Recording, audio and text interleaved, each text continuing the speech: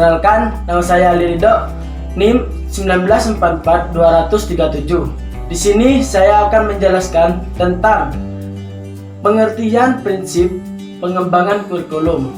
Pengembangan kurikulum tersendiri yaitu istilah yang komprehensif yang di dalamnya mencakup 1. Perencanaan, 2. Penerapan, 3. Evaluasi. Perencanaan kurikulum adalah awal membangun kurikulum ketika pekerja kurikulum membuat keputusan dan mengambil tindakan untuk menghasilkan perencanaan yang akan digunakan oleh guru dan peserta didik. 2. Penerapan kurikulum. Penerapan kurikulum adalah berusaha untuk mentransfer perencanaan kurikulum ke dalam tindakan yang operasional. 3. Evaluasi.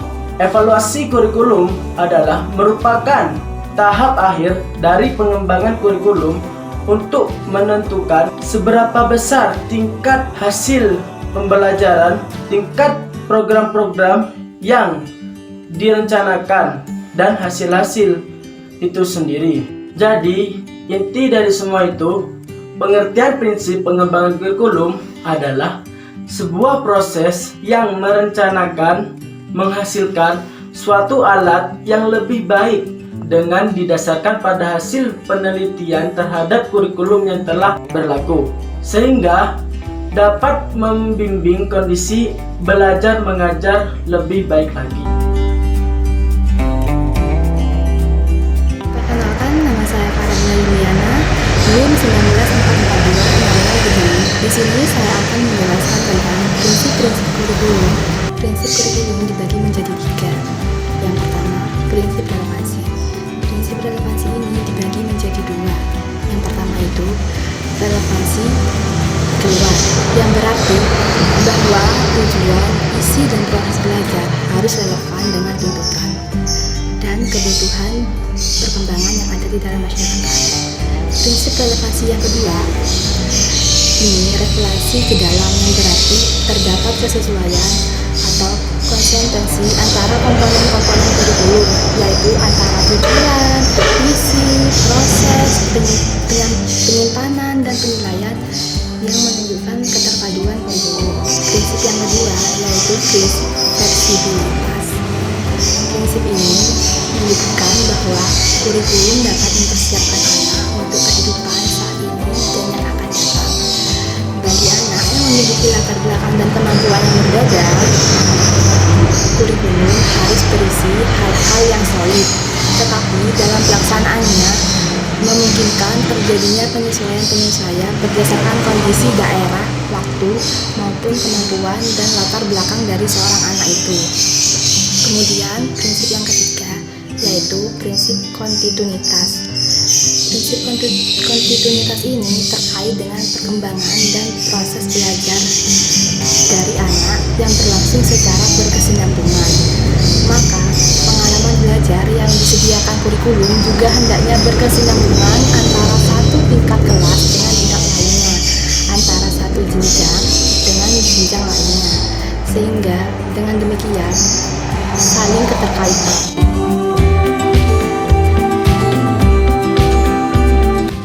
Perkenalkan, nama saya Ulfi Kurniawati, NIM 194420009. Di sini saya akan mempresentasikan tentang pengembangan kurikulum. Di dalam mengembangkan suatu kurikulum, terdapat banyak pihak yang ikut berpartisipasi, seperti administrator pendidikan, ahli pendidikan, ahli kurikulum, guru-guru, orang tua murid, serta tokoh-tokoh masyarakat yang berada di sekitaran sekolah. Faktor-faktor yang mempengaruhi pengembangan kurikulum di sini ada 3. Yang pertama itu dari perguruan tinggi, yang kedua itu dari masyarakat, dan yang ketiga itu dari sistem nilai.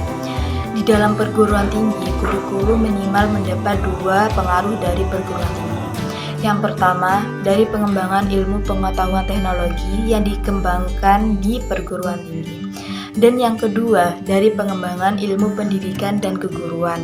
Dan yang kedua, di sini ada masyarakat. Sebagai bagian dan agen masyarakat, sekolah sangat dipengaruhi oleh masyarakat.